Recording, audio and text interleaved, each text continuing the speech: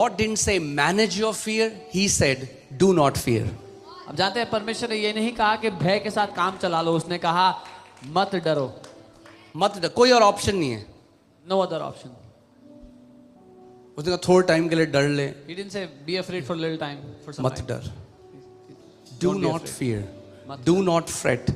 Do not be anxious. मत डर, मत घबरा, मत चिंता कर.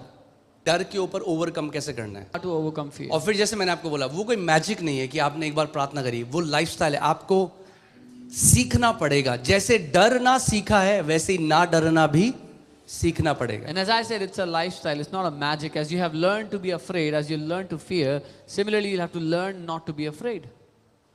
आप जानते हैं प्रभु ने इतनी महान बुलाहटें कई मसीहों के अंदर रखी हैं, पर उनको पता है क्या डर है.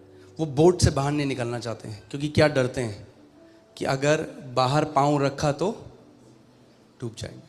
You know, God has given such great callings to many believers, but they don't want to step out of the boat because they're afraid. If they do that, they will sink. They will drown.